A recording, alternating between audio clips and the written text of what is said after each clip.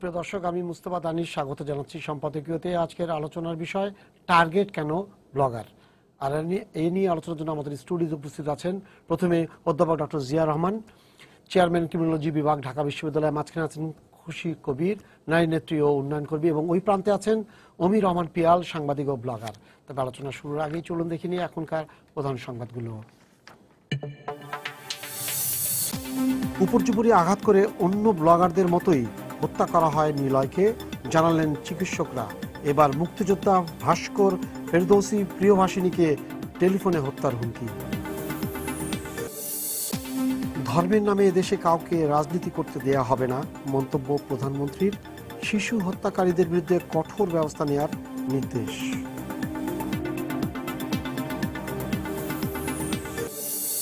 Compressor থেকে gas ঢুকিয়ে হত্যা করা হয়েছে খুলনার শিশু রাকিবকে। শরীরে মিলেছে একাধিক আঘাতের চিহ্ন, ময়নাতদন্তের রিপোর্ট প্রকাশ।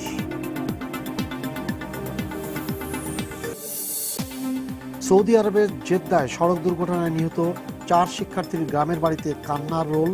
বেড়াতে গিয়েই ঘটে মর্মান্তিক এ দুর্ঘটনা।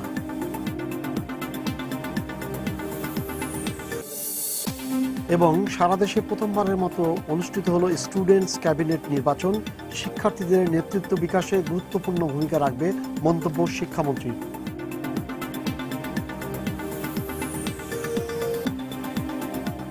আপনাকে দিয়ে শুরু করি, কিন্তু আপনি অ্যাক্টিভিস্ট এবং এটা এই বছর চলতি বছর এটা 4 নম্বর আজ এই নীলাদ্রির মৃত্যুটা, এবং পরপর 4টা হয়েছে এবং একই কায়দায় একইভাবে, এবং হত্যার মোটিভ যেমন একই রকম, ঠিক যেভাবে মারা যাচ্ছে হত্যার ইয়েটাও ঠিক একইভাবে হয়েছে। কেন ব্লগারদেরকে টার্গেট করা হচ্ছে? ব্লগার বলতে আসলে স্পেসিফিক একটা নির্দিষ্ট ঘরানার ব্লগারদের আক্রমণ করা হচ্ছে। এরা হচ্ছে প্রগতিশীল ব্লগার, মুক্তচিন্তার অধিকারী, মুক্তিযুদ্ধের পক্ষের লোক। এখন বাংলাদেশে ব্লগিং চলছে কিন্তু 2006 সাল থেকে। আক্রমণটা শুরু হয়েছে 2013 সাল থেকে। এই 7 বছরে কিন্তু এই মানে যেই নিহত ব্লগারদের যেই ছুতোতে মারা হয়েছে বা যে অজুহাতটা দেখানো হয়েছে তাদের হত্যার কারণ হিসাবে, সেই নাস্তিকতা লেখালেখি বা ধর্মের বিরুদ্ধে লেখালেখি বা উস্কানিমূলক লেখালেখি কিন্তু 2006 থেকে চলছিল বাংলা ব্লগে। তো তখন কিন্তু এই ধরনের কোনো কিছু হয়নি। দেখা গেল যে যখন 2013 সালে গণজাগরণ যেটা হলো এবং যুদ্ধাপরাধীদের বিচারের বিপক্ষে যখন বাংলাদেশের তরুণ প্রজন্ম জেগে উঠলো, এবং তখন আসলে নিজেদের বিপন্ন মনে করলো স্বাধীনতা বিরোধী শক্তি, যাদের একটা বড় অংশ আসলে ধর্মকে ব্যবহার করে আড়াল নিচ্ছে অনেকদিন ধরে, নিজেদের অধিষ্ঠিত করেছে এবং ওটার আড়ালে রয়েছে, তারা নিজেদেরকে খুব বিপন্ন মনে করলো। তো সেই ক্ষেত্রে যখন এই যারা এই জাগরণটাকে উজ্জীবিত করেছে বলে ধারণা করা হয়, সেই ব্লগারদের ভিতর তারা বেছে নিল আসলে এই অংশটাকে, একটা সুনির্দিষ্ট অংশকে, যারা একটু ধর্মবিরোধী লেখালেখি করে, একটু তাদের মতো করে। এটা দিয়ে যেটা হচ্ছে আক্রমণটা হচ্ছে কিন্তু আসলে মুক্তিযুদ্ধের পক্ষের শক্তিকে মূল জায়গা থেকে একটা ওই জায়গাতে তারা আবার তাদের আপনি একটা জিনিস দেখবেন যে ধারণাটা দেওয়া হচ্ছে, যে বার্তাটা দেওয়া হচ্ছে যে ব্লগার মানেই নাস্তিক এবং দে আর মানে ওপেন টু কিল, এরকম একটা ব্যাপার, যেটা আসলে মানে এই আধুনিক ঘরানার লেখালেখির জন্য একটা বড় প্রভাব হয়ে পড়েছে। মানে যেহেতু এটা একটা বিকল্প মিডিয়া হিসেবে ব্লগ অনেকদিন ধরে জনপ্রিয়, তো সেই ক্ষেত্রে যদি আমাকে সারাক্ষণ মৃত্যু চিন্তা থাকতে হয়, বা মানে ইভেন গতকালকে ঘটনা তো ঘরে এসে মেরে যাওয়া, মানে তার তো আর কোনো ইয়ে নেই, যে মানে I am not safe even in my home, তো এরকম একটা ব্যাপার না। কিন্তু এই অবস্থা থেকে মানে যে আপনি যেটা বলছেন যে না একদম এখন ঘরে এসে মারছে, হ্যাঁ না, আমি আপনাকে প্রশ্নের উত্তরটা দিলাম যে ব্লগাররা কেন টার্গেট, জি তাদের কি অ্যাক্টিভিজমের জন্য তারা টার্গেট, এবং কাদের টার্গেট সেটা সবাই জানছি আমরা। এটা কারণটা হচ্ছে ওই ফোর্সটাকে বিপন্ন করে তোলা।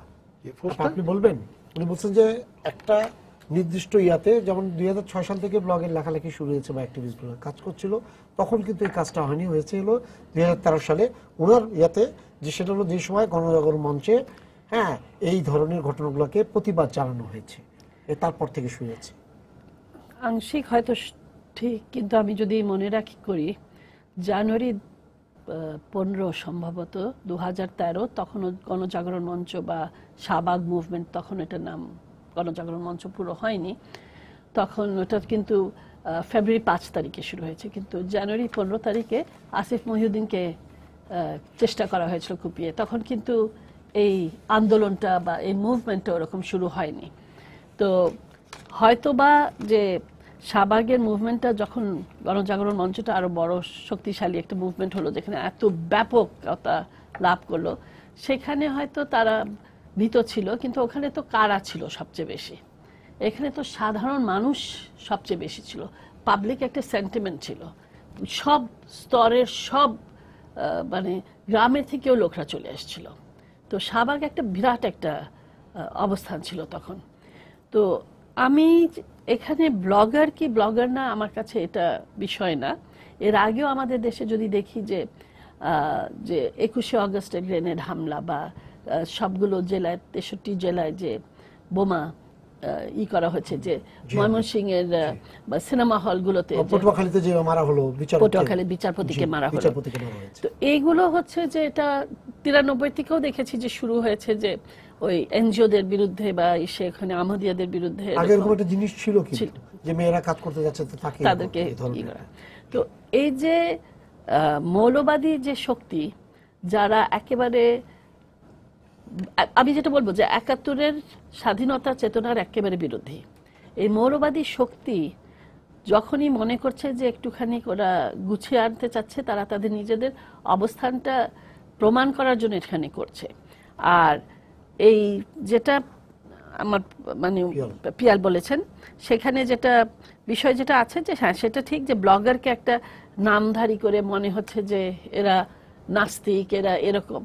আসলে মূল কথা আমার কাছে হলো যে ব্লগার কি না, আমি ধর্ম পালন করি কি করি না, কোন ধর্ম পালন করি, সে ধর্মের আমি কোন ধারাটা পালন করি, সেটা তো ভিন্ন ব্যাপার। আমি ওয়াহাবি না আমি হানাফি, এখানে তো ম্যাক্সিমাম সবাই হানাফি। আমি পীরের মুরিদ নাকি আমি পীর বিশ্বাস করি না, মানে এগুলো তো আমার ব্যক্তিগত ব্যাপার। এখানে তো এটা আজীবন ধরে এখানে চলছে। তো এইখানে এই বিষয়টা তো ধর্মর সাথে না, কেন আমরা যদি দেখি যে ধরনের হামলা হুমকি হচ্ছে পাকিস্তানে, যেখানে শিয়া সুন্নিদেরকে হত্যা করা হচ্ছে, বিভিন্ন জায়গায় যেগুলো হচ্ছে, এইখানে এটা হলো যে আমার প্রশ্ন সবচেয়ে বড় হচ্ছে সরকারের কাছে, রাষ্ট্রের কাছে, যে একজনকে তার সাথে মতের আমার অমিল থাকতে পারে, হত্যা করার অধিকার তো আমার নাই। এ দেশের একটা আইন আছে, এ দেশের একটা কনস্টিটিউশন আছে, এ দেশের বিচারিক ব্যবস্থা আছে। তো বিচারের পরে বিচার যেটা করা হয় আর যে রায়টা দেওয়া হয়, সেটা বাদে আর কাউর হত্যা করার অধিকার নাই। ইভেন যখন আমরা দেখি যে পোশাকধারী যারা করে, তখন আমরা এগুলো প্রশ্ন তুলি মানবাধিকার কর্মী হিসেবে, যে এটা তারা করতে পারে না, তাহলে বিচার ব্যবস্থার প্রয়োজনটা কি? তো সেখানে এই যে হত্যাগুলো হচ্ছে, সেই হত্যাগুলোর কেন কোনো আমরা সুরাহা পাচ্ছি না? এই হত্যাগুলোর কেন কোনো মানে বিচারিক ব্যবস্থা নিয়ে যাওয়ার প্রক্রিয়া আমি দেখছি না? এই যে একটার পর একটা একজন হত্যা হচ্ছে। আমরা যদি দেখি রাজশাহী বিশ্ববিদ্যালয়ের যে শিক্ষক, তাকে যে হত্যা করা হয়েছিল, আপনার মনে আছে? অনেক আগে, বেশি আগে না, কত 2 বছর আগে বা 3 বছর আগে, 2 বছর আগে, এরকম 2 বছর আগে। উনি ওই লালনের খুব ভক্ত ছিলেন। তো যেভাবে হত্যা করা হয়েছিল, মানে এটা হচ্ছে যে আমার মতাদর্শ ছাড়া আর কাউকে করতে দিব না, আমি আমার আধিপত্য এখানে বিস্তার করব, আমি একটা ভীতি একটা অবস্থা সৃষ্টি করব। সেখানে সরকারের উচিত তার আইন, রাষ্ট্রের যে ব্যবস্থা, যে নিয়মগুলো আছে, সেটা প্রতিষ্ঠিত করতে, যেন এই দেশের প্রত্যেক নাগরিক, সে যে ধর্মেরই হোক না কেন বা ধর্ম বিশ্বাস না করুক, সে যে বিশ্বাসী করুক না কেন, সে যে চিন্তারই মানুষ হোক না কেন, তার এখানে বেঁচে থাকার অধিকার আছে। আমি মনে করি যে এখানে যখন আমরা খালি বলছি যে এটা ব্লগার শুধু, এটা ব্লগার শুধু না, এই শিশুদের উপর যে নির্যাতন আর হত্যা হয়েছে, ওরা কি ব্লগার? এদের উপর তো হচ্ছে একটার পর একটা হত্যা। তো এখানে মনে হয় এই যে একটা চেন অফ কমান্ড মনে হচ্ছে, বা কোনো একটা জায়গায় কোথাও একটা গ্যাপ পড়ে গেছে, যে কারণে এই গ্যাপটা আমাদেরকে মানে সবাই মিলে আমাদেরকে এটা চিহ্নিত করতে হবে যে কেন এই ধরনের অবস্থা সৃষ্টি হয়েছে, যেখানে কোনো আইন, কোনো নিয়ম, কোনো নৈতিকতা, নিজের হাতে নিজে এই নৃশংসভাবে হত্যা করা, এই এই মানে কালচারটা চলে আসছে কেন? আমি একটা লাইন যোগ করবো দানিশ ভাই, সেটা হচ্ছে যে ওই দেখেন যে আমি যেহেতু বিপন্ন করার কথা বলেছিলাম যে এই লোকগুলো নিজেদের বিপন্ন ভাবছে, মৌলানা ফারুকী উনি কিন্তু ব্লগার না, উনি একজন ইসলাম এবং তাকেও কিন্তু হ্যাঁ একই প্যাটার্ন, তার মানে এই যে যেহেতু ফলো করা হচ্ছে এই স্পেসিফিক খুনি গ্রুপটার লক্ষ্য হচ্ছে তাদের জন্য এক্সিস্টেন্সের জন্য হুমকি, কোনো বিষয়টাকে ব্যবহার করছে, কিন্তু তাদের প্রসেস গুলো যেটা আছে সেটা যে পন্থী হোক না কেন একই। স্যার এখন বলেন এদের মধ্যে মানে এখন যেটা বললেন দেশে বিচার ব্যবস্থা আছে, আইন আছে, তার মতো করে হবে। যদি কেউ অন্যায় করে থাকে তাহলে সে প্রোটেস্ট করতে পারে, অনেক ধরনের বিচার ব্যবস্থার মাধ্যমেই কিন্তু অনেক জিনিস করতে পারে। এই টেন্ডেন্সিগুলো ইদারিং আপনি দেখছেন যে শিশুদেরকে যেভাবে মারা হচ্ছে, একইভাবে মহিলাদেরকে, নারীদেরকে, মানে আস্তে আস্তে দেখা গেল যে আগে যেটা থাকতো স্যার যে শুধুমাত্র নারীর উপর দিয়ে চলছে কিছুদিন, আস্তে আস্তে দেখেন এটা কিন্তু শিশুটা কিন্তু একদমই ছিল না। আপনি দেখুন এটা আবার নতুন ইয়া হিসেবে আসছে, ঠিক একই সঙ্গে হ্যাঁ এটার একটা অংশ হিসেবে আমার ব্লগার যে যারা এইভাবে লিখছে তাদেরকে করাচ্ছে। তার মানে মাত্রায় যদি আপনি দেখেন নারী, আবার আপনি দেখবেন আপনি যারা গরিব শ্রমিক শিশু চলে আসছে, আবার এটার থেকে মনে করার মতো যে যারা লিখছে, লেখক বলতে পারেন, সাংবাদিক বলতে পারেন, ব্লগার বলতে পারেন, অ্যাক্টিভিস্ট যেটাই বলেন না কেন, তার মানে স্পেসিফিক গ্রুপ করে ফেলা হচ্ছে, কিন্তু তাদের প্রত্যেকটা কাজ হচ্ছে নৃশংস। কেন মানুষের মধ্যে এই ইয়াটা ডেভেলপ করছে আস্তে আস্তে?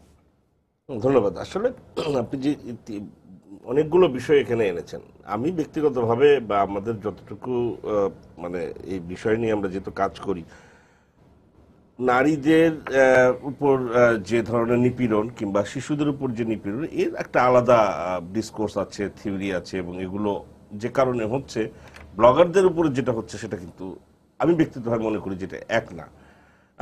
নারীদের আমি ওখানে কিন্তু স্যার আপনি বলেছেন নৃশংসতার কথা বলেছেন, যে যার মতো করে দায়িত্ব নিয়ে তাকে মেরে ফেলছে। ডেফিনেটলি আমি সেটা ঠিক আছে, সেটা আপনার সাথে আমি অ্যাবসলিউটলি একমত যে এখানে নৃশংসতার বিষয়টি কমন, একেবারে মানে কমন। তো ওই নারীদের ব্যাপারটা আমরা এগুলো অনেক আলোচনা করেছি, যেহেতু আজকে এই বিষয়টি মানে রিলেটিভলি যে আমি নৃশংসতার কারণে এটা বলেছি যে ক্রুডনেসটা আস্তে আস্তে বেড়ে যাচ্ছে বিভিন্ন ওয়েতে।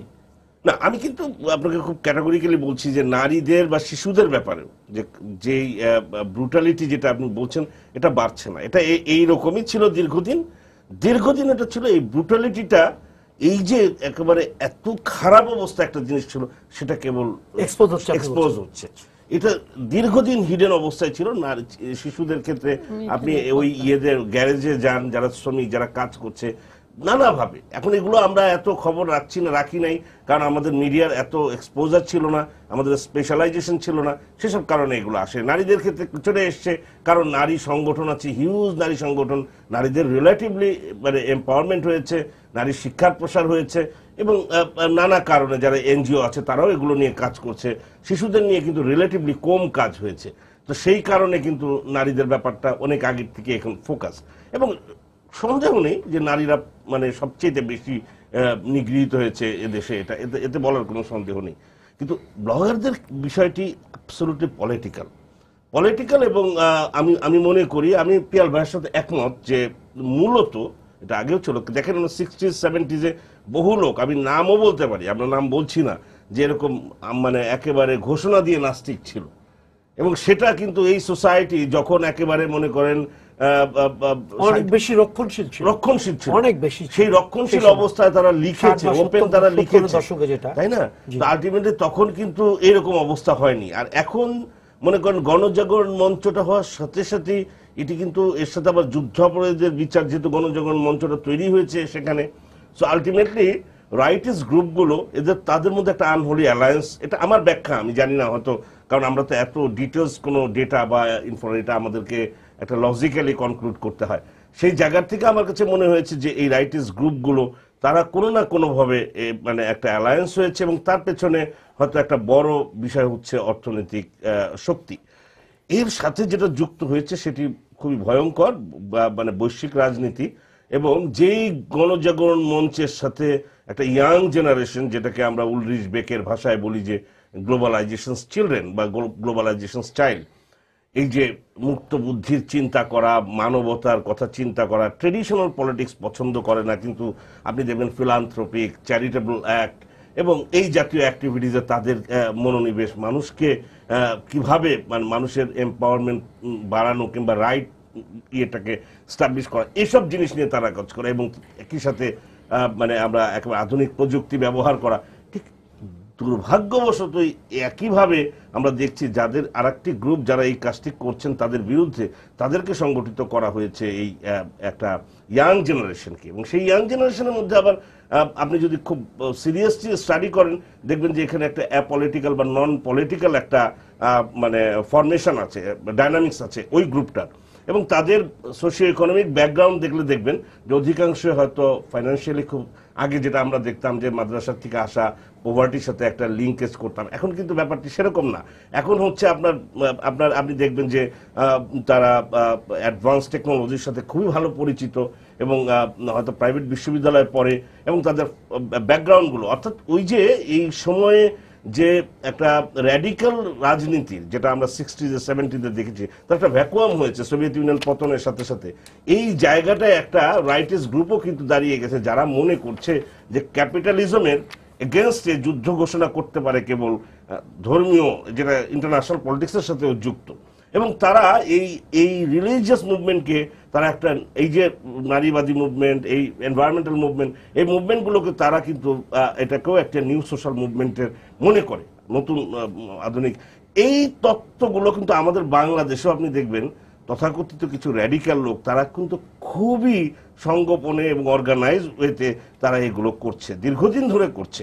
তারা ওই আগে এক সময় আপনি দেখুন মানে চীনপন্থী রাজনীতি করতেন, তারা কিন্তু এদেরকে, কারণ তারা এখন মনে করছে যে ইসলাম বা ইসলামিক মানে এটি এক ধরনের এক্সপেরিমেন্টও তাদের, কিন্তু যাদেরকে হায়ার করা হচ্ছে তাদেরকে ওই 60s যেমন বা 60s বা 70s আমরা যেমন লেফটিস্ট মুভমেন্টের ক্ষেত্রে ব্রেন ওয়াশের কথা বলতাম, এটা একেবারে ঠিক সেই রকম একটা ব্রেন ওয়াশের মতো অবস্থা হয়েছে যে একেবারে মূল জঙ্গি যারা এই কাজগুলো করছে, গণজাগরণ মঞ্চ হওয়ার সাথে সাথে এই জিনিসগুলো মানে সমস্ত ইন্টারেস্টগুলো এক হয়ে গেছে। এবং আপনি দেখেছেন যে দৈনিক আমার দেশ, এটি কিন্তু আমি বলবো যে এটি বারবার বলা হয়েছিল যে এটি যদি আরো আগে ব্যবস্থা নেওয়া যেত, যে মানে আমার দেশে সেখানে টাকা লেনদেন হয়েছে আমরা এগুলো শুনেছি, এবং সেখানে যুদ্ধাপরাধীদের রক্ষা করার জন্য।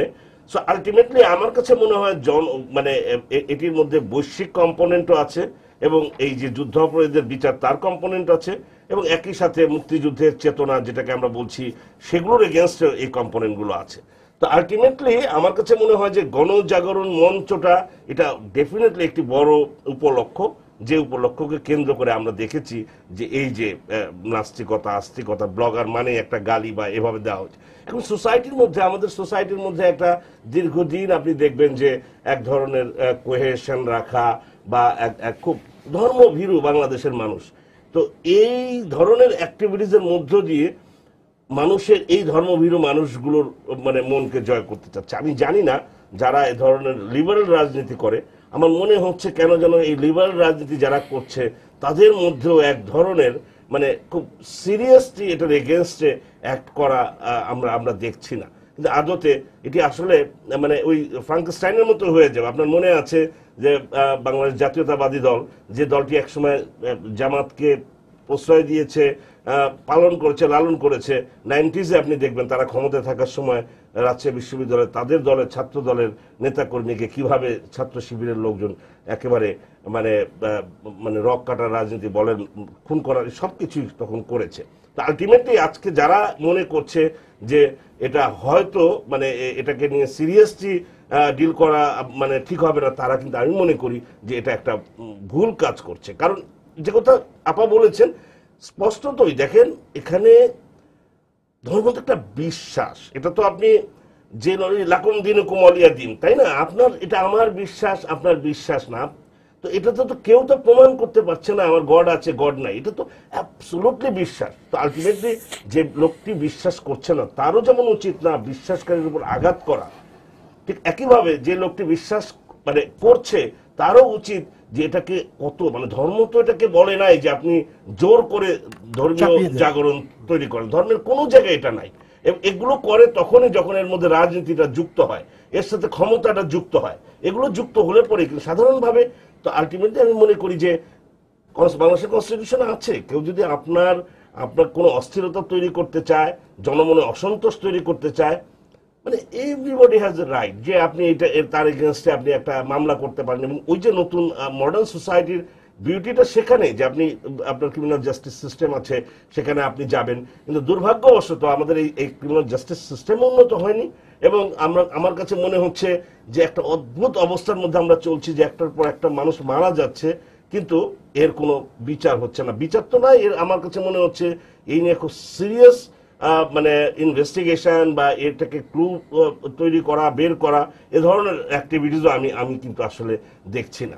পিয়াল ভাই, সিরিয়াস ইনভেস্টিগেশন, চাক্ষুষ দৃশ্যমান কোন জিনিস আমরা দেখতে পাচ্ছি না। এই ব্যাপারে আমি একটু বলি, যে ভাই যেটা বলতেছিল ওইখানে যে এদের ক্যাটাগরিটা কিন্তু আপনি দেখবেন যে একদল কিন্তু খুব উচ্চশিক্ষিত, ইন্টারনেট স্যাভি, আবার কিলার যাদের ব্যবহার করা হচ্ছে এরা কিন্তু মাদ্রাসা পড়ুয়া এই টাইপের, হ্যাঁ মানে ওই যে ব্রেইন ওয়াশের যেটা একদম এইটি, যে এদের একদল কিন্তু অনলাইনে মনিটর করে, এক্স্যাক্টলি তারা তাদের শিকার খুঁজে বেড়ায় এবং তারপর মানে খুবই মানে এদের কি বলবো মানে আধুনিক উপায়, তারা মানে একদম সিস্টেমেটিক্যালি একদম মনিটর থেকে শুরু করে বাসার ঠিকানা জোগাড় করা, কোথায় থাকে তার প্যাটার্ন, ডেইলি লাইফ সব কিছু করে তারপর তারা তাকে এক্সিকিউট করে এবং মাঝে মাঝে তারা ইঙ্গিতও দেয় এটা। এখন দেখেন বাংলাদেশে আমরা তো অনলাইনে প্রায় দেখি যে অ্যাটলিস্ট কারো বিরুদ্ধে ফেসবুকে সেই নানা ধরনের অভিযোগের বা সরকারি কোনো কর্মকর্তাকে, মন্ত্রীকে হুমকি দেওয়ার কারণে তাকে জেলে ধরা, গ্রেফতার করা হয়। তো আমাদের বিটিআরসির বা এই গোয়েন্দাদের সেই সক্ষমতা নাই তা না, তারা পারেন। এখন কথা হচ্ছে এই সঠিক লাইনটায় তারা যাচ্ছেন না কেন, এটা একটা কথা। দ্বিতীয় কথা হচ্ছে এমন যদি হতো যে আমরা খুনিদের কোনো ট্রেসই পাইনি তাহলে একটা কথা ছিল। এই আশিকুর রহমান বাবু হত্যায় 2 জন ধরা পড়েছে, তো আমরা এখনো জানি না যে আমাদের কোনো ফলো আপ দেওয়া হয়নি মিডিয়াতে যে এদেরকে মেরে ফেলা হয়েছে না ছেড়ে দেওয়া হয়েছে না তারা জেলে আছে বা তারা কিছু বলেছে কিনা, তাদের সম্পৃক্ততা কতটুকু, পুলিশের কোনো তথ্য। একদম চুপ করে যাওয়াটা তো একটা মানে আমরা কি ধরে নেব এখানে। এবং যেখানে এই নিলয় পুলিশের কাছে গেল তাকে বলা হলো যে বিদেশ চলে যান, তো এরকম যদি শুনতে হয় আমাকে তাহলে আমি মানে এখান থেকে আমি কি ডিরেকশনে আসবো, যে মানে রাষ্ট্র কি আমাকে পরিত্যাগ করলো মানে নাগরিক হিসাবে, তাহলে কি ব্লগাররা তাহলে কোন রকম মানে গাট্টিবুটি চলে যাবে? হ্যাঁ মানে এরকম একটা অবস্থায় আছে। তো আপনার প্রশ্নটা, হ্যাঁ, যে আমার এটা হলো যে উনি যেটা বললেন যে তার মানে রাষ্ট্র, আপনার কি মনে হয় যে ইনভেস্টিগেশনের ক্ষেত্রে বা যে পরপর এবছর 4টা ঘটনা একে নিয়ে যে কোনো ইনভেস্টিগেশনেরই কিন্তু আমরা শেষ প্রান্ত দেখতে পাচ্ছি না। এখন গতকালকে স্বরাষ্ট্রমন্ত্রী একটা বিবৃতি দিয়েছেন যে খুনিদের আমরা শিগগিরই ধরে ফেলবো। এটা তো প্রতিদিনই দেন না, মানে এটা হয়তো সিস্টেমে মানে ওনাদের এটা প্র্যাকটিস, এটা উনি কোন জায়গায় ওনাকে ধরা হয় রাষ্ট্রের এই কথাটা আমাদের জিজ্ঞেস করতে চাচ্ছি, এটা কি প্রশ্নের উত্তরে উনি বলেছেন না উনি নিজে থেকে স্টেটমেন্ট দিয়েছেন? না স্টেটমেন্ট না, যে আমরা ওখানে গেছি তখন আমাদের ঠিক আছে এরকম প্রতিবারই যখন হয় আমি ওইটাই আমাদের দায়িত্বটা আমাদের থাকে, সাংবাদিকদের থাকে যে আজকে যেটা হয়েছে তাহলে ওনাকে পাওয়া। উনি তখন বলেন যে কাউকে ছাড়া হবে না, রাষ্ট্রের সে যেই হোক। ওইটাই আমি খালি এখন কথা হচ্ছে যে আমরা তো আজকে আবার প্রধানমন্ত্রীর আমরা অভয় পেলাম যে এই ধর্মীয় রাজনীতির বিরুদ্ধে উনি ব্যবস্থা নেবেন। তো সব মিলিয়ে আমরা যেটা আশা করতে পারি অ্যাটলিস্ট যে জঙ্গিবাদের বিরুদ্ধে সরকার অনেক সফল। জঙ্গিদের আপনি একটু আগে আলোচনায় বলতেছিলেন যে ওখানে কোন এখানে দেখা যায় 3 জন জঙ্গি ধরা পড়েছে, তার মানে এদের উপর নজরদারি আছে। তো সেই নজরদারিটা আমরা কিন্তু এই যে সংঘবদ্ধ এই যে একটা তরুণ সমাজকে যে এইরকম আইসিস ঘরানায় খুনি উম্মাদ ধর্ম উম্মাদ বানিয়ে ফেলা হচ্ছে, এটা তো ঠেকাতে হবে। এরা আমাদের কারো ভাই বা আত্মীয় হতে পারে, তো দেখা যাচ্ছে আমার ভাই হয়তো একজন কিলার, আমি জানি না। পিয়ন ম্যাম, একটা কথা, টেলিফোন আছে একটা দর্শকের, একটু দর্শক আপনার পরিচয় দিয়ে প্রশ্ন করুন। হ্যালো, জি, হ্যাঁ, চট্টগ্রাম থেকে সৈকত বলছিলাম। জি। আমার প্রশ্নটা হচ্ছে যে এই পর্যন্ত হুমায়ুন আজাদ সহ অভিজিৎ সাহিত্য অনেকে মারা গেছে, কিন্তু ওনাদের কিন্তু বিচার হয়নি, এবং প্রশাসনে যারা আছে তাদের কি পদত্যাগ করা উচিত নয়? মানে এই কারণে যে অনেকজন লোক মারা যাচ্ছে, তারা অনেকদিন ধরে সময় নিচ্ছে কিন্তু কোনো বিচারই হচ্ছে না, কিন্তু এটা কেন? মানে যারা কি মানে মুক্ত বুদ্ধি চর্চা করে তারা কিন্তু এভাবেই মরে যাবে, মানে সত্যটা কি এভাবে হেরে যাবে? বিষয়টা কি এটা? জি, আপনাকে ধন্যবাদ। হ্যাঁ, বলুন। না, ওই এখানেও বলতে হয় যে দেখেন হুমায়ুন আজাদের উপর হামলা কখন হলো? পাক স্যার জমিন সারাবাদ লিখলেন যখন, তিনি কবি শামসুর রহমানের উপর কেন হামলা হলো? যখন উনি ঘাতক দালাল নিয়ম কমিটি আন্দোলনে যুক্ত হলেন। বরাবরই তারা কিন্তু বেছে নিচ্ছে, মানে তাদের অস্তিত্বের জন্য হুমকি এমন কাউকে, তাই তো? মানে ঘাতক দালাল নিয়ম কমিটি আন্দোলন নাস্তিকদের আন্দোলন বলা হয়েছিল। আলটিমেটলি তারা সবসময় কিন্তু এই যে ধর্মের আড়ালে থাকা একটা শক্তিকে, অপশক্তি আসলে, যেটা জিয়া ভাই বললেন যে এরা রেডিক্যালি, কিন্তু এরা কিন্তু খুব পাওয়ারফুলি একটা এক্সিস তৈরি করেছে, এবং এইভাবে তারা কিন্তু এগোচ্ছে। এবং এই যে আপা খুশি আপা যেটা বললেন, এই যে বাচ্চাদের মারামারি, আপনি চিন্তা করেন টেলিফোনে ধারণ করে, মোবাইলে ধারণ করে সেটা ইন্টারনেটে ছাড়া হচ্ছে, মানে কোন পর্যায়ে চলে গেছে মানুষের সাইকোপ্যাথ, মানে, তাই না? এগুলো হচ্ছে কেন? সে দেখতেছে আইসিস কি করতেছে, ১,৫০০ মানুষকে একসাথে মেরে সেটা ভাইরাল করছে ধর্মের নামে। Is doing it. সে যদি মনে করে যে না, আমি আল্লাহ আকবার বলে একটা বাচ্চা মেরে ফেলবো, এটা আল্লাহর পথে মারলাম আর কি, এইরকম একটা ব্রেইন ওয়াশে সে চলে গেছে জায়গাটায়। নট নেসেসারিলি এরকমই হচ্ছে, বাট হবে সামনে। আপা, না, আমি যেটা বলবো, যে যেটা বলেছেন যে আগেও নারী নির্যাতন, শিশু নির্যাতন হয়, হ্যাঁ, কিন্তু মাত্রাটার কথা বলছি না। এক্সপোজার একটা যে কম ছিল, এক্সপোজার বেশি, সেটা ঠিক, কিন্তু ধরনটা আপনি যদি দেখেন, পহেলা বৈশাখে যেটা ঘটেছিল, এটা কোনোদিন বাংলাদেশের, ঢাকার ইতিহাসে এটা ঘটেনি। হ্যাঁ, একটুখানি উস্কানি দেওয়া, একজন মেয়েকে 31শে ডিসেম্বরে তাকে কাপড়ি করা, কিন্তু এই যে অর্গানাইজড ভাবে, মানে এত বিশাল, মানে যেখানে এত জনগণ আছে সেখানে এগুলো করা, এই শিশুদের উপর যে ধরনের অত্যাচার, সবসময় তো অত্যাচার করছে, এটা আমাদের চোখে পড়ে না, এটা তো ঠিকই পড়ে। কেন, ওই চাইল্ড রাইটস ফোরাম আছে, তারপরে সেখানে চাইল্ড রাইটসের আমরা ইন্টারন্যাশনাল যে স্ট্যাটিউটসগুলো আছে সেগুলো দেখা হচ্ছে, বা শিশু শ্রম এখানে নিষিদ্ধ।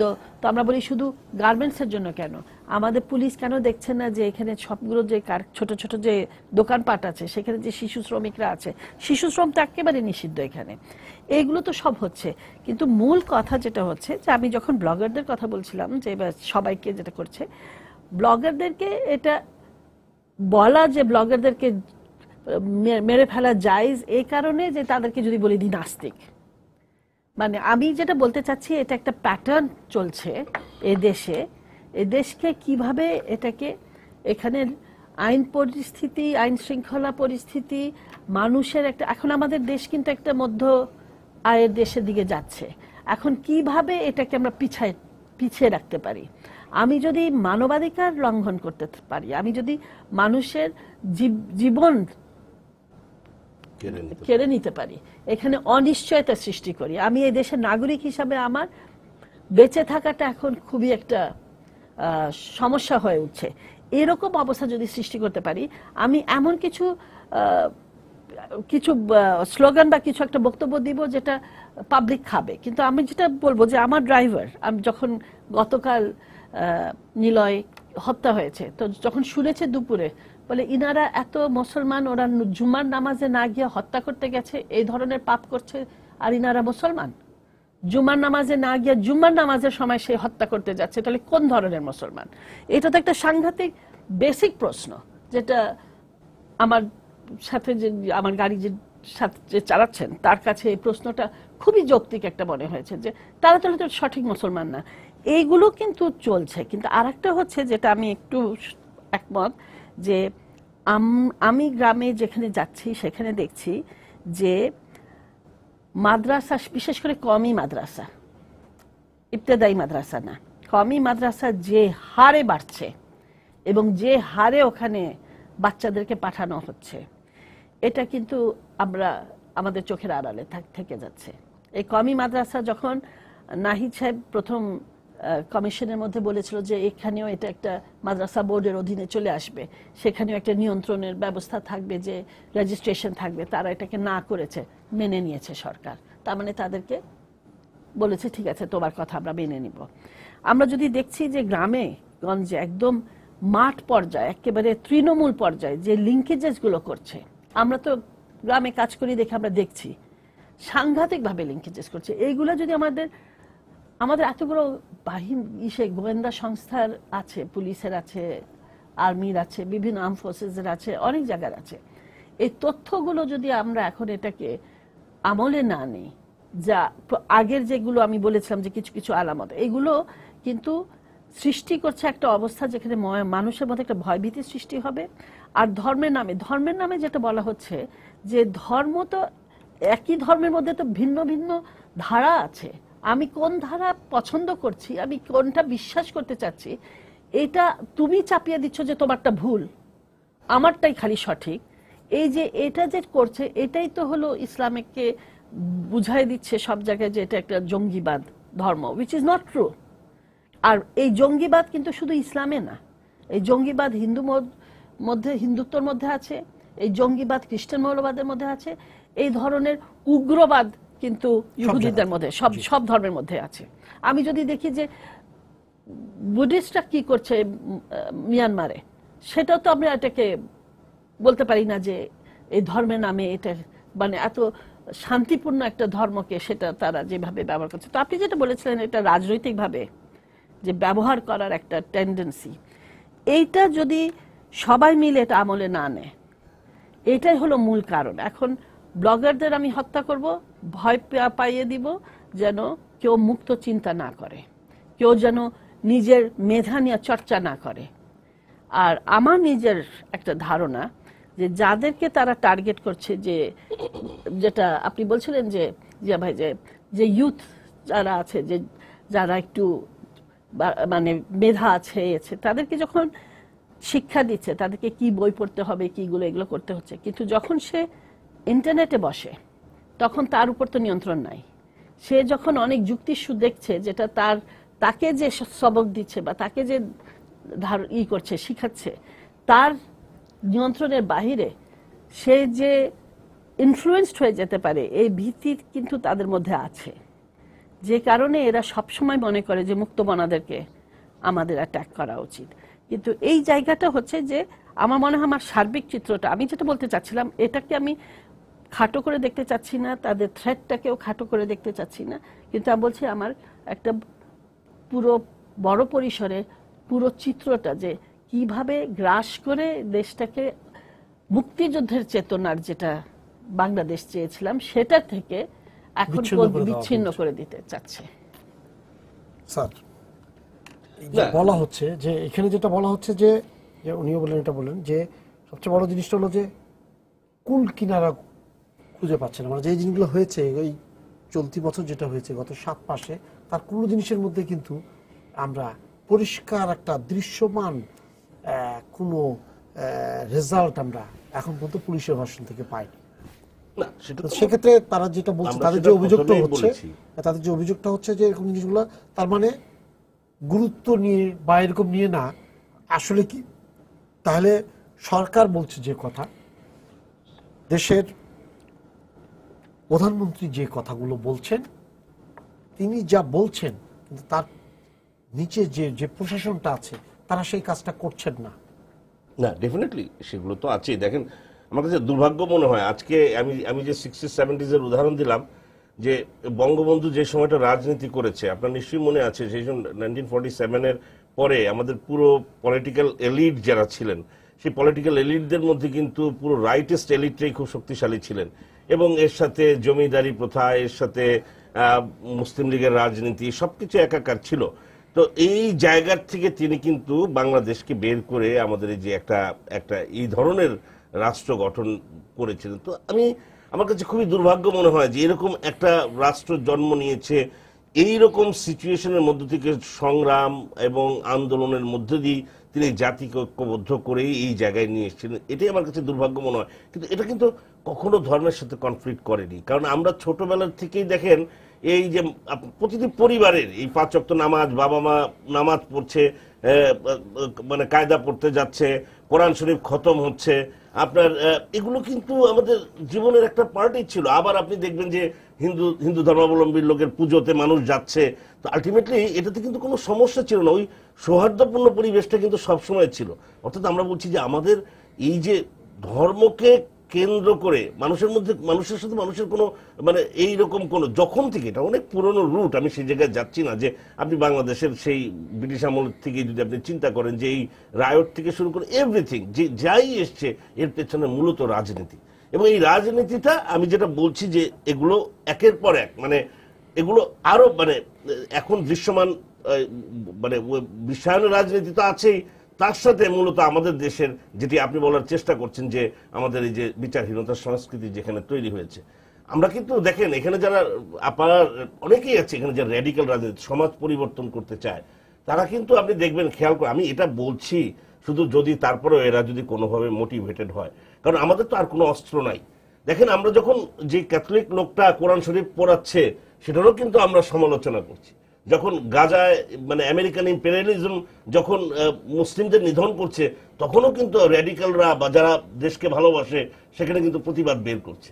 তাহলে মানে আমি এই কারণে এই কথাগুলো বলছি যে আজকে সাধারণ মানুষ কিংবা সোসাইটির যারা সেন্সেবল লোক আছে, কারণ আমার কাছে মনে হচ্ছে কি জানেন যে একেবারে স্তব্ধ হয়ে যাচ্ছে কোনো মানে রাষ্ট্রীয় জায়গা থেকেও এটা নিয়ে সিরিয়াস কোনো, যেমন ইনভেস্টিগেশনের কথা আমি বললাম, কিংবা যে সিভিল সোসাইটিগুলো আছে সেই সিভিল সোসাইটির থেকেও কিন্তু খুব বড় রকমের ব্লো আপ হচ্ছে না, যেটা আসা উচিত ছিল। কারণ এই যে কাজগুলো হচ্ছে এর পেছনে কিন্তু উন্মাদনা, ধর্মান্ধতা, এর বাইরে কোনো কিছু নাই। কারণ মূল ধর্মের সাথে কিন্তু আপনার কোনো কনফ্লিক্ট নেই। আমি যেটা আপনাকে বললাম যেখানে অধিকাংশ পরিবারের মধ্যেই এই চেতনাটা মানে ধর্ম ভীরু, এই চেতনা কিন্তু দীর্ঘদিন লালন করেছে। এর মধ্যে দিয়ে বঙ্গবন্ধু এই আপনি দেখবেন যে এই মানে সেকুলার রাষ্ট্র কায়েম করেছিলেন, এবং তিনি যে সেকুলার রাষ্ট্র কায়েম করেছেন, সেকুলারিজমকে তিনি বিশ্বাস করতেন, ধারণ করতেন, তারপরেও তিনি কিন্তু একজন যে মুসলমান সে কথা কিন্তু তার বক্তৃতায় বলেছেন। তো কাজে আমি মনে করি যে এখন যে বিষয়গুলো এসছে এটি মূলত আমার কাছে মনে হয় যে গণজাগরণ মঞ্চ আমার কাছে খুবই মাঝে মাঝে দুর্ভাগ্য মনে হয় যে এই জাতির একটা বড় একটা মানে যে সমস্ত রিপ্রেশন, সাপ্রেশন, যে ধরনের আপনার এক্সপ্লয়টেশন যাই বলি না কেন, কারণ দীর্ঘদিন যাবৎ আমাদের পলিটিক্যাল কালচারের মধ্যে, পলিটিক্যাল পার্টির মধ্যে এমন কিছু এলিমেন্ট ছিল, এগুলো অনেক পার্টি তারা কিন্তু, যেমন আমি বর্তমান শাসক রাজনৈতিক দলের কথা বলছি, ধর্মকে যখন মানে ব্যবহার করা হয়েছে, নিষিদ্ধ ধর্মীয় সংগঠন যখন কনস্টিটিউশন চেঞ্জ করে মানে কনস্টিটিউশন 38 প্রভিশন যখন চেঞ্জ করে মুসলিম লীগ, নিজামে ইসলাম, জামাত ইসলামকে দল করার ক্ষমতা দিয়ে দেওয়া হলো, কোলাবোরেটর আইন বাতিল করে, প্রেসিডেন্ট অর্ডার 8 বাতিল করে দিয়ে যখন 20,000 কনভিক্টেড আসামি ছেড়ে দেওয়া হলো, সেদিন থেকে কিন্তু এখানে এই জিনিস শুরু হয়েছে। এখন এই ধর্ম এমন একটা সেন্সিটিভ বিষয়, এটা আমার নিজের ব্যাখ্যা আমি বলছি।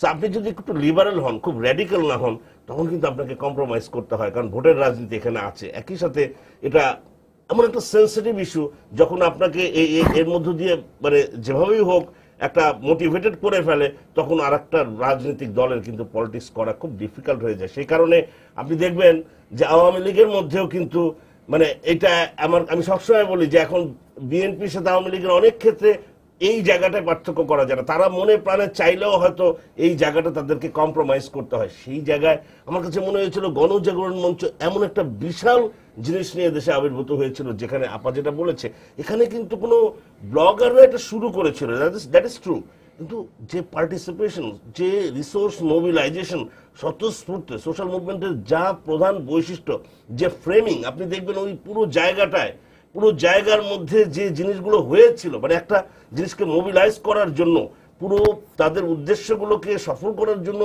স্বতঃস্ফূর্তভাবে বিভিন্ন শ্রেণী পেশার মানুষ যে জিনিসটা জাগরণ তৈরি করেছিল, দুর্ভাগ্যবশত সেটা আমাদের অনেক পলিটিক্যাল পার্টি আমি বলবো যে তারা বুঝতে পারে না এই জিনিসটা, যে কারণে আমাদের আজকে কিন্তু একটা বড় জিনিস আমাদেরকে আপনি বলবেন পেল আপনাদের মানে আপনাদের ইয়া থেকে আপনি একজন অ্যাক্টিভিস্ট হিসেবে যে বলতে পারেন যে আপনাদের চাওয়াটা কি এখন? আমাদের চাওয়াটা তো অবশ্যই আর কোনো ব্লগার খুন না হোক, হ্যাঁ, মানে ব্লগার এটা তো মানে এটা একটা মানে নিরাপত্তার কি ধরনের ব্যাপারটা। এরিয়াতে আপনারা কি চান, মানে কিভাবে চান, যে এটা তো একটা জিনিস যে যেগুলো না, বলতে পারেন এখানে blogger এখানে খুন শুধু না হয়। ব্লগার খুন না, শুধু ব্লগার খুনের ব্যাপারটা না, আমাদের ব্যাপারটা হচ্ছে যে আমি বারবার যেটা বলেছি শুরু থেকে যে এইটা একটা ফোর্স, এটা ইভিল এক্সিস, এবং এটাও আপনি বুঝেছেন হয়তো আমার কথা, যে মানে এরা কিন্তু ন্যাশনালিস্ট না, অ্যান্টি ন্যাশনালিস্ট একটা কম্পোনেন্ট এদের ভিতরে ধারণ করে। তার মানে এরা আমাদের সার্বভৌমত্বের জন্য হুমকি, তাই না? ইসলামকে ব্যবহার করতেছে, দে আর অ্যাকচুয়ালি এক্সিকিউটিং সাম আদার স্টেটস ফরেন পলিসি, এরকম একটা ব্যাপার। তো আমাদের ক্ষেত্রে যেটা হলো যে আমাদের তরুণ প্রজন্ম, আমাদের আগামী যে মেধা বা এই জিনিসগুলো, যে সবকিছু একটা থামতে হবে। তো আমাদের চাওয়াটা হচ্ছে যে নিলই হোক আমাদের শেষ ক্যাজুয়ালিটি, আর কেউ এরকম একটা মেধাবী ঝরে না যাক। মানে ঠিক আলবদররা যেরকম একসাথে এতগুলো মানুষ মেরে ফেললো রায়ের বাজারে, এরা সেটা করছে না, কিন্তু একে একে মারছে, কাউকে ভয়ে মারছে, কাউকে শরীরে মারছে, বাকিদের নিউট্রাল করে ফেলতেছে, দে আর ক্রিয়েটিং এ প্যানিক। একই সঙ্গে তারা যেটা চাচ্ছে ধর্মের নামে একটা মানে ওই যে ইমোশনাল ব্ল্যাকমেইলের মাধ্যমে, যেহেতু আমাদের এখানে ধর্ম বিষয়ক সংবেদনশীলতা রয়েছে, মানুষের কাছ থেকে একটা আদায়, সহানুভূতি আদায়, এইভাবে তারা কিন্তু একই সাথে ক্রাইম করছে, সেটা জাস্টিফাই করছে, আবার প্রগতিকেও ধ্বংস করছে, প্রগতিশীলদের হত্যা করছে। তো এগুলো থামতে হবে। তো থামতে হলে কিভাবে কি করতে হবে সেটা একদম সরকারকে ওইভাবে বসেই একদম সিদ্ধান্তে আসতে হবে যে আমরা এটা করব।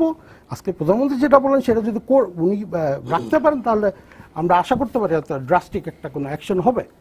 আপনার শেষ পর্যায়ে, আপনি শেষ ভাইয়া, আপনি বলেন যে আপনি তো উন্নয়ন কর্মীও, তো এটাকে বন্ধ করার মতো, বন্ধ করার জন্য বা এর জন্য আপনার কি মনে হয় যে না এই ধরনের জিনিসগুলো যদি সরকার নেয় তাহলে এটাই হয়? আমার এটা সরকার যদি, যারা এ দেশকে ভালোবাসে, কেন আমি একটা জিনিস বলবো যে এ দেশের অধিকাংশ মানুষ কিন্তু মৌলবাদী, উগ্রবাদী না, তারা ধর্ম বিশ্বাস করে, সবসময় বিশ্বাস করে আসছে, যুগ যুগ ধরে বিশ্বাস করে আসছে, অনেক শত শত বছর ধরে বিশ্বাস করে আসছে, পালন করে আসছে। আর এখানে কিন্তু হানাফি স্কুল আর সুন্নি, হ্যাঁ, এখানে কিন্তু ওয়াহাবিজম ছিল না। এটা জোর করে, এটা শুধু বাংলাদেশের জন্য না, এটা আর একটা দেশের খালি না, এটা কিন্তু একটা গ্লোবাল পলিসি চলে আসতেছে, যেখানে এটাকে কি কারণে, এটা মানে যারা গবেষণা করে তারা দেখবে যে সারা বিশ্বে কি কারণে এই ধরনের একটা জঙ্গিবাদ সৃষ্টি হচ্ছে, যেটা আসলে ইসলাম না। এই জায়গাগুলো আমরা কেন এটার মধ্যে এই ফাঁদে পড়ব? যে দেশ যুদ্ধ করে সেকুলার দেশ একটা সৃষ্টি করেছে। আমার আহ্বান থাকবে যে সরকার সবাইকে ডেকে বসে আলোচনা করে, প্রত্যেকের একটা দায়িত্ব আর জায়গা আছে, প্রত্যেকের একটা নিজের গণ্ডি আছে, সেই গণ্ডির মধ্যে আমরা যেন সঠিক মেসেজ, আমি আমার গাড়ির চালক যে বলেছে সে বক্তব্যটা আনছি কেন, সে তার মাথার মধ্যে এটাই আসে যে এরা যদি মুসলমান হয়ে থাকে তাহলে সে জুম্মার নামাজ না পড়ে সে একজনকে হত্যা করতে যাচ্ছে কেন? এটা একটা খুব সিম্পল একটা বিষয়, কিন্তু তার মাথায় এটাই ক্লিক করেছে, তো এরা তাহলে মুসলমান না। আমার মনে হয় এই জায়গাটায় যদি আমাদেরকে আহ্বান করা হয়, সরকার ঐক্যবদ্ধভাবে একটা জিনিস ইয়া করুক, যে জায়গাতে কেন সরকার একা করতে গেলে তাকে প্রশাসন এবং কিছু রাজনীতিবিদদের উপর নির্ভর করতে হচ্ছে।